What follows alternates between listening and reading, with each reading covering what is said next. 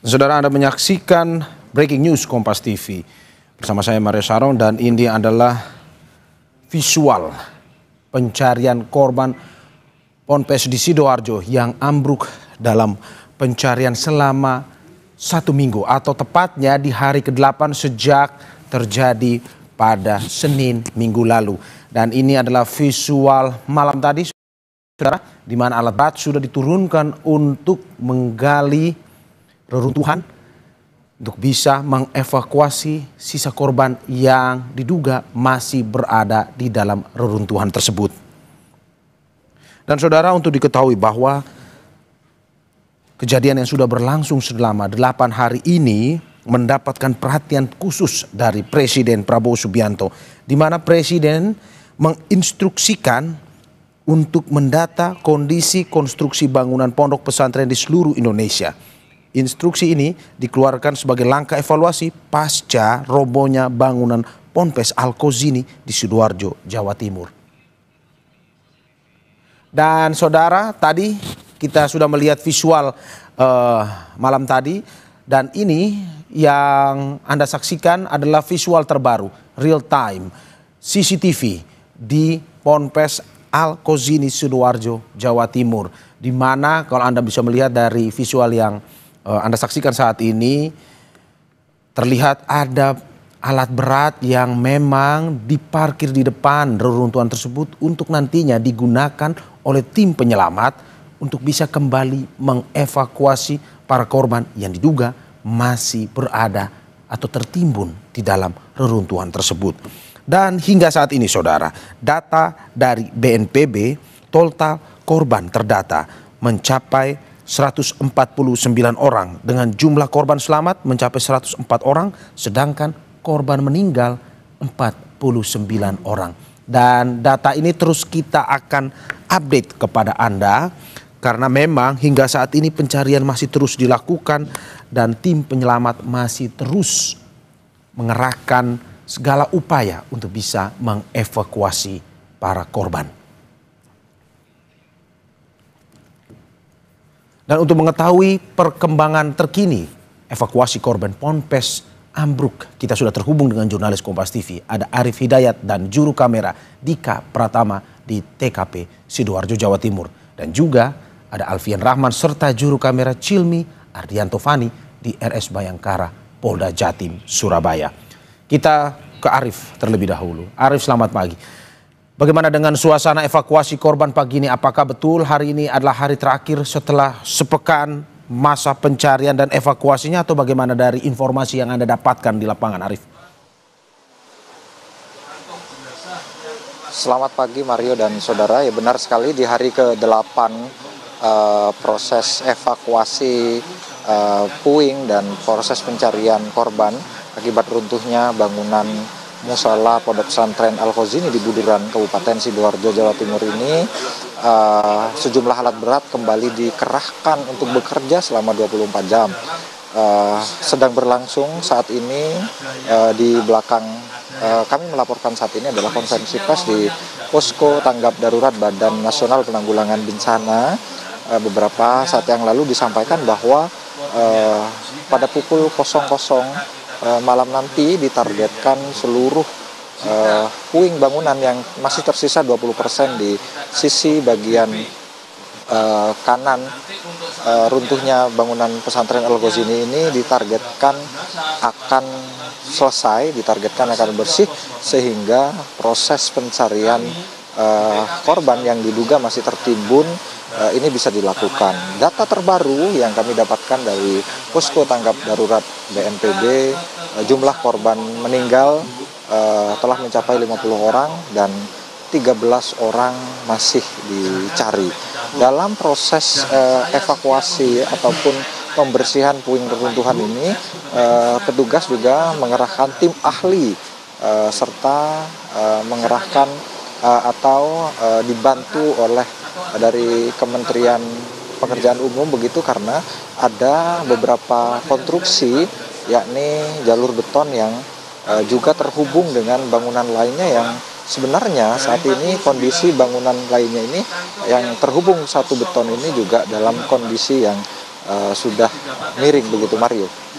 Oke, saya ulangi sekali lagi ya Arif ya. Data terbaru yang Anda dapatkan 50 meninggal dan 13 orang masih dicari. Betul seperti itu? Benar sekali, Mario.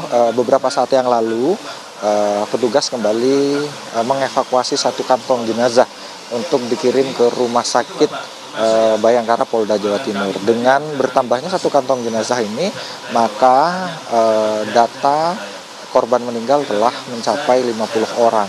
Sebagaimana data yang dilaporkan oleh pihak pesantren, maka saat ini jumlah korban atau santri yang diduga masih tertimbun reruntuhan bangunan ini telah tersisa 13 orang.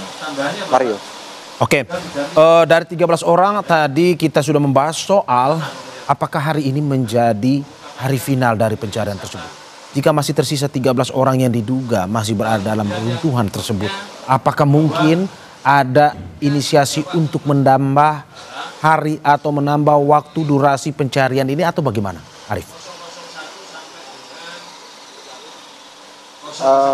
Mario, tim SAR gabungan menyatakan bahwa sisa material puing bangunan ini sebenarnya sudah tersisa 20% begitu. Akan tetapi untuk mengevakuasi puing bangunan yang tersisa ini, petugas mengalami kesulitan karena satu sudut bangunan ini terintegrasi atau tersambung dengan bangunan yang lain. Kemarin Wakil Gubernur Jawa Timur Bapak Emil Dardak menyatakan bahwa proses pencarian ini akan terus dilakukan hingga sampai tuntas begitu. Namun BNPB menargetkan pada malam ini, pada hari ini, pada pukul 00 semua material itu sudah akan dibersihkan dengan mengerahkan seluruh kekuatan potensi yang ada di lokasi kejadian serta seluruh alat berat yang sudah sejak hari kedua di standby-kan di lokasi ini. Dari beberapa penemuan jenazah di 3 hari terakhir, jenazah ini memang terbanyak berada di lantai dasar, begitu Mario. Nah, jika seluruh material ini dibersihkan, maka dimungkinkan jenazah yang tersisa ini dapat segera ditemukan. Mario. Oke, dan apakah hari ini, kalau bisa misalkan menjadi hari final pencarian tersebut, apakah konsentrasi pencariannya akan sama seperti 1 minggu kemarin, dalam arti pengerahan tim penyelamat dan juga pengarahan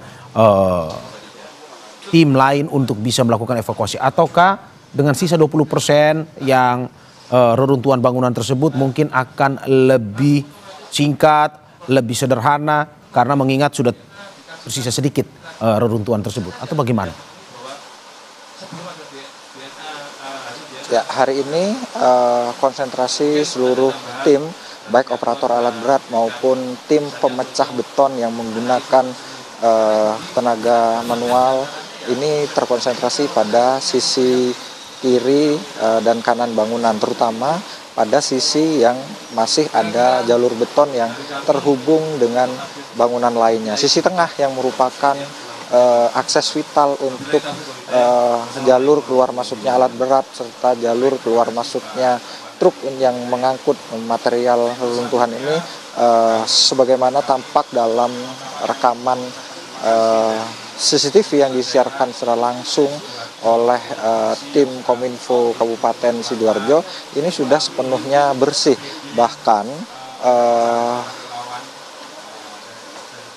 musola lama, ya ini tempat imam, itu sudah tampak jelas dan artinya jalur tengah ini sudah selevel dengan tanah atau sudah terbuka seluruhnya lantai dasar. Nah, di titik-titik inilah banyak ditemukan korban pada 2 hari terakhir. Puncaknya kemarin ditemukan hingga 24 korban yang saat ini telah dikirim ke Rumah Sakit Bayangkara untuk selanjutnya diidentifikasi oleh tim DVI. Mario. Ya, terima kasih Arif Hidayat dan juru kamera Dika Pratama atas laporannya. Tapi tahan sebentar karena kita akan ke jurnalis Kompas TV Alfian Rahman serta juru kamera Cilmi Ardiantovani di RS Bayangkara Polda Jatim. Saat ini Alfian, bagaimana kondisi dari perkembangan terbaru korban meninggal yang sudah berhasil diidentifikasi dan dari informasi yang Anda dapatkan berapa jumlahnya?